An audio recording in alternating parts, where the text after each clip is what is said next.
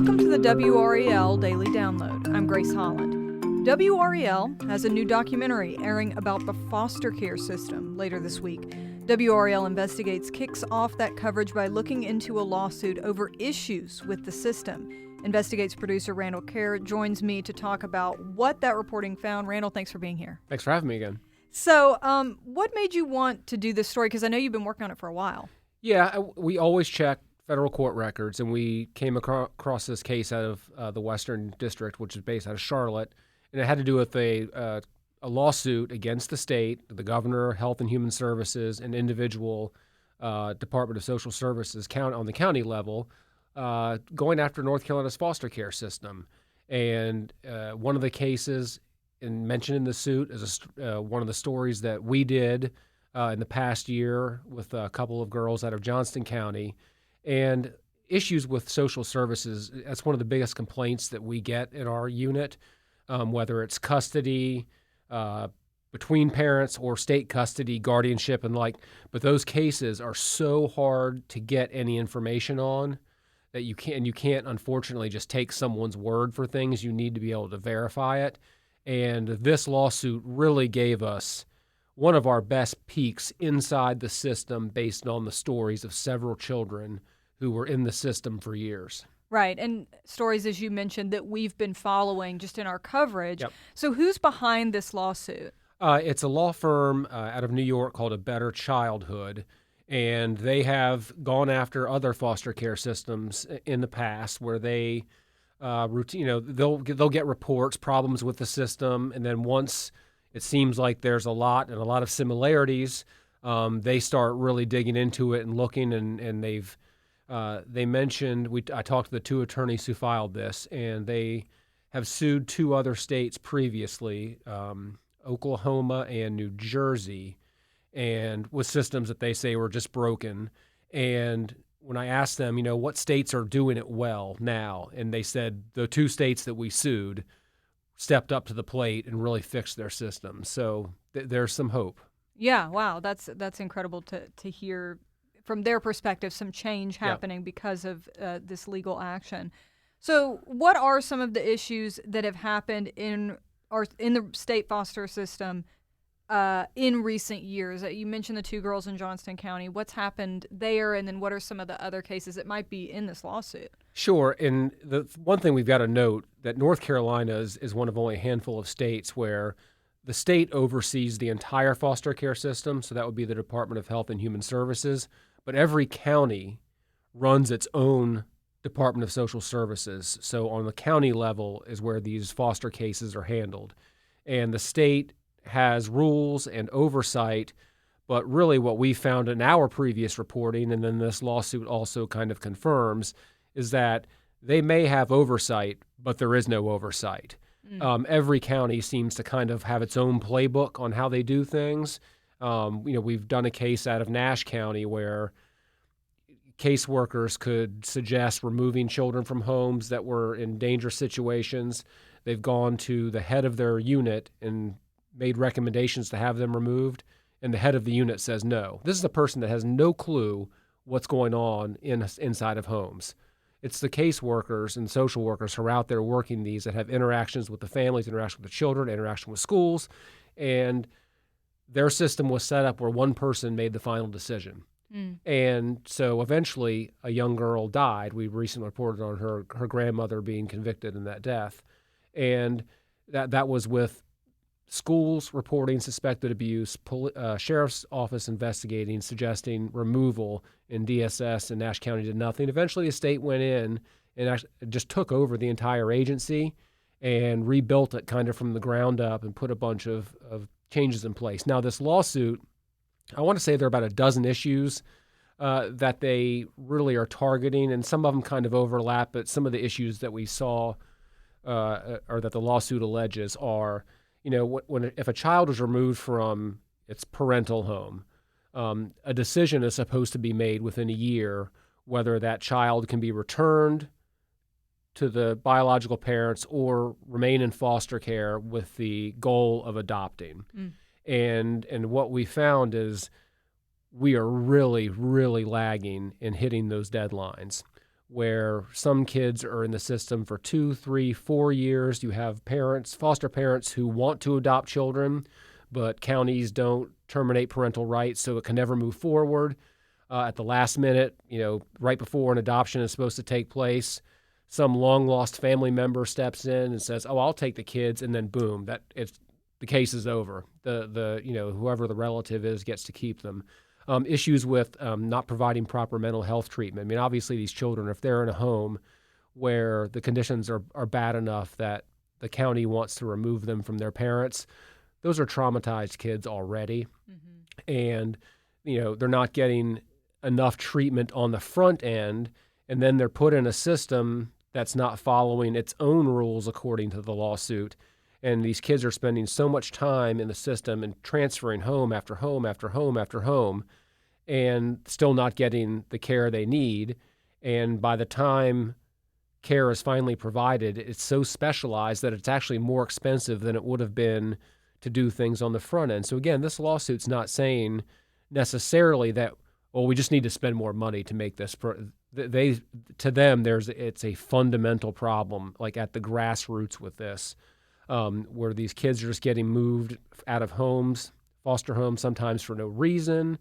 Lots of issues. I mean, we had the girl in Johnson County we mentioned. I mean, she mentioned she was sexually assaulted in the offices, Johnson County DSS offices at the time, and I think it was her 9th placement that she was in at that point, and she was staying at more of a group home at night, and during the day when she was supposed to be enrolled in school by state law, for some reason she was in DSS offices and she was left unattended with a teenage boy, and she claims she was sexually assaulted. So we interviewed a former foster parent who's representing those two sisters as part of this lawsuit. Like I said, there are 9 different children who are part of this case, brothers and sisters. So it's not 9 totally separate cases, but it's 9 children, and I want to say 6 or 7 different examples from, Johnston County, from the Charlotte area, from the mountains. I mean, it's all over the state because, like I said, every county runs their own system.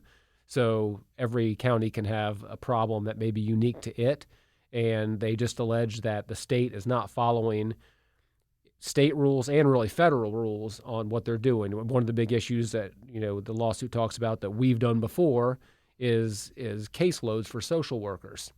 There's a limit on how many children they should be looking after. I mean, you can't really do your job and get a real grasp on how things are going with those children if you're just so overloaded with stuff. And this lawsuit, like I said, they don't want money.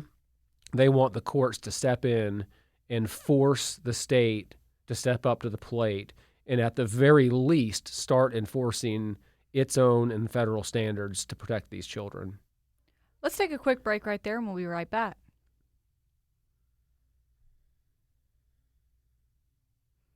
Randall, before the break, you were explaining that this lawsuit is really about not necessarily a funding issue. It's about systemic problems that they allege are going on within the system.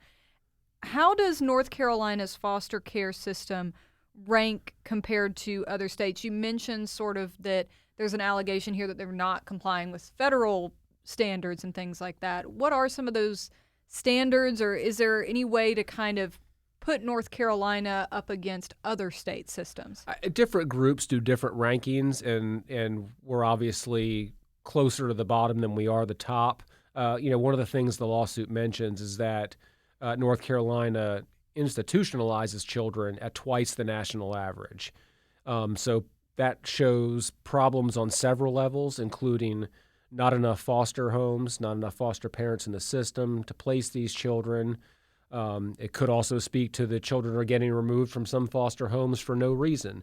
The former foster parent we spoke with, we talked about some of the horrible cases that we've covered. But those get attention when they're bad foster parents because that ends up usually involving the criminal system. And now there are records that are public that we can get our hands on. The foster parent we spoke with thinks that it really starts at the ground level and really starts with social workers.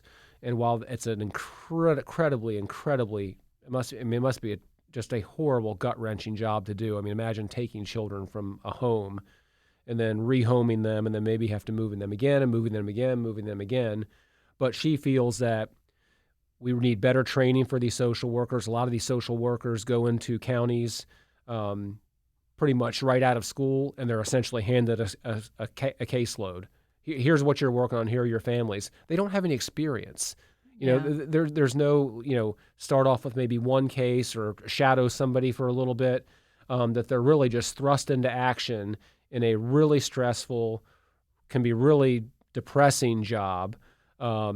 Even if you have a successful adoption at the end or reunification with the family, that's still traumatic to go through. And if you're doing that, for a couple of years, and North Carolina has a program to try to address some of the foster or the social worker shortages, where they help with or pay for all your tuition if you agree to go into that line of work for a few years after you graduate. And she questions whether some of the newer people getting into it are in it for the right reasons. And to her, the only right reason is children, and rather than just getting your school paid for.